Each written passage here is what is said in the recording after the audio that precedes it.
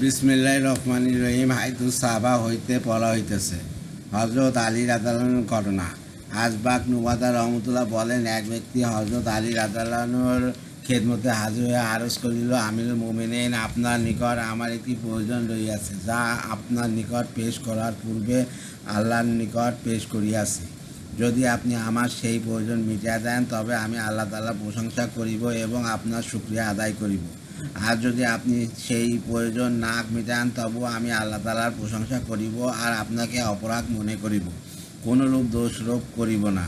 হযরত আলী রাদিয়াল্লাহু বলিলেন, তুমি তোমার সেই প্রয়োজনের কথা মাটির উপর লিখিয়া দাও, কেননা আমি তোমার চেহারায় সওয়াল করার জিল্লাত ও বা অপমান দেখিতে চাই না। সুতরাং সেই মাটির উপর লিখিল যে আমি ক্ষভাবগ্রস্ত। হজরত আলী রাদিয়াল্লাহু একজোড়া কাপড় আনিতে বলিলেন এবং সেই কাপড় জোড়া তাহাকে দান করিলেন। সেই ব্যক্তি উক্ত কাপড় জোড়া পরিধান করিল এবং নিম্নবর্ণিত কবিতার মাধ্যমে হজরত আলী রাদিয়াল্লাহু প্রশংসা করিল। অর্থ, আপনি আমাকে এমন কাপড় জোড়া পরিধান করাইয়াছেন যার সৌন্দর্য একদিন মিলান হইয়া শেষ হইয়া যাইবে। প্রতিসত্তর আমি আপনাকে উত্তম প্রশংসার এমন জোড়া পরিধান করাইব যার সৌন্দর্য কোনোদিন মিলান হইবে না। অর্থ, আমার উত্তম প্রশংসার দ্বারা আপনি সম্মান লাভ করিবেন, আর আমি যা বলিয়াছি উহার পরিবর্তে আপনি আর কিছু চাইবেন না। অর্থ, প্রশংসিত ব্যক্তির আলোচনাকে এইরূপ জীবিত রাখে যেরূপ বৃষ্টির পানির আর্দ্রতা সমতল ও পাহাড়ি এলাকাকে জীবিত রাখে। অর্থ, যে কোনো ভালো কাজের আল্লাহ তাআলা আপনাকে তৌফিক দান করেন, জীবনভর উহাকে করিতে থাকিবেন, কখনো উহার প্রতি অনাগ্রহ প্রকাশ করিবেন না, কেননা প্রত্যেক বান্দা অতিসত্ত্বা তার কৃত আমলে বদলা লাভ করিবে। কবিতা শুনিয়া হযরত আলী রাদিয়াল্লাহু বলিলেন, দিনার স্বর্ণের মোহর লইয়া আসো। তাহার নিকট 100 দিনার উপস্থিত করা হইলে তিনি তাহা উক্ত ব্যক্তিকে দান করিলেন। আজবাক রহমতুল্লাহ বলেন, আমি বলিলাম, আমিরুল মুমিনিন, আপনি তাকে কাপড় দিলেন, আবার 100 দিনারও দিলেন। হযরত আলী রাদিয়াল্লাহু বলিলেন, হ্যাঁ, আমি রাসূলুল্লাহ সাল্লাল্লাহু আলাইহি ওয়াসাল্লামকে ইরশাদ করিতে শুনিয়াছি যে লোকদের সহিত তাদের মর্যাদা অনুসারে ব্যবহার করো, আর এই ব্যক্তির মর্যাদা আমার নিকট ওয়াই কানাস। মুসলমানকে কাপড় পরিধান করাইবার সোয়াব। হযরত ইবনে আব্বাস রাদিয়াল্লাহু নিকট একজন ভিক্ষুক আসিল এবং তার নিকট কিছু চাইল। তিনি তাহাকে বলিলেন, তুমি কি এই কথা সাক্ষ্য দাও যে আল্লাহ ব্যতীত কোনো মাবুদ নাই এবং হযরত মুহাম্মদ সাল্লাল্লাহু আলাইহি ওয়াসাল্লাম আল্লাহ তাআলার রাসূল? সে বলিল, জি হ্যাঁ। হযরত ইবনে আব্বাস রাদিয়াল্লাহু জিজ্ঞাসা করিলেন, রমজান মাসে রোজা রাখো কি?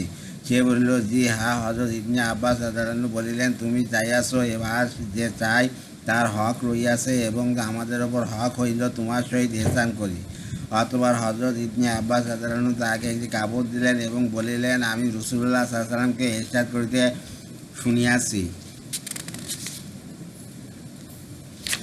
করিতে শুনিয়াছি যে কোনো মুসলমান অপর মুসলমানকে কাপড় পরিধান করায় যতক্ষণ পর্যন্ত তার শরীরে সেই কাপড়ের একটি টুকরা অবশিষ্ট থাকিবে, ততক্ষণ পর্যন্ত সেই কাপড় দানকারী আল্লাহ তাআলার হেফাজতে থাকিবে। জামিউল ফাওয়াদ। মুজাহিদিনদেরকে খানা খাওয়ানো। হযরত জাবের ইবনে আব্দুল্লাহ রাদিয়াল্লাহু তাআলা বলেন, রাসূলুল্লাহ সাল্লাল্লাহু আলাইহি ওয়াসাল্লাম একটি লস্কর প্রেরণ করিলেন। হযরত কায়েস ইবনে সাদ ইবনে উবাদা রাদিয়াল্লাহু উহার আমির ছিলেন। সফরে তাদের ওপর খাদ্যের অভাব দেখা দিলে হযরত কায়েস রাদিয়াল্লাহু তাদের ওপর উট জবাই করিলেন। তারা যখন মদিনায় ফিরে আসিলেন, তখন তারা রাসূলুল্লাহ সাল্লাল্লাহু আলাইহি ওয়াসাল্লামকে এই ঘটনা শুনাইলেন। রাসূলুল্লাহ সাল্লাল্লাহু আলাইহি ওয়াসাল্লাম বলিলেন, সাখাওয়াত অর্থাৎ দানশীলতা তো এই পরিবারের বিশেষ গুণ। হযরত রাবি ইবনে খাদিস রাদিয়াল্লাহু বলেন, হযরত কায়েস ইবনে সাদ ইবনে উবাদা রাদিয়াল্লাহু যখন উট জবাই করিতে আরম্ভ করিলেন, তখন হযরত আবু উবাইদা রাদিয়াল্লাহু হযরত ওমর রাদিয়াল্লাহুর সঙ্গে লইয়া হযরত কায়েস রাদিয়াল্লাহুর নিকট আসিলেন এবং বলিলেন, আপনাকে কসম দিয়া বলিতেছি, আপনি উট জবাই করিবেন না, কারণ উহাতে উট কমিয়া যাইবে এবং সফর করিতে কষ্ট হইবে। কিন্তু তিনি তারপর উট জবাই করিয়া ফেলিলেন। রাসূলুল্লাহ সাল্লাল্লাহু আলাইহি ওয়াসাল্লাম এই ঘটনা জানার পর বলিলেন, আরে সে তো দানশীল ঘরের লোক, উহা খাবার যুদ্ধের ঘটনা। এই যুদ্ধে জাবের রাদিয়াল্লাহু খাবার এবং অর্থাৎ গাছের পাতা খাওয়াইয়াছিলেন। হযরত জাবের রাদিয়াল্লাহু বলেন, রাসূলুল্লাহ সাল্লাল্লাহু আলাইহি ওয়াসাল্লামের যুগে একবার হযরত কায়েস ইবনে সাদ ইবনে উবাদা রাদিয়াল্লাহু আমাদের নিকট দিয়া গেলেন। আমরা ক্ষুধার্ত ছিলাম, তিনি আমাদের জন্য 7টি উট জবাই করিলেন। তারপর আমরা সফর করিয়া সমুদ্র উপকূলে ছাউনি স্থাপন করিলাম।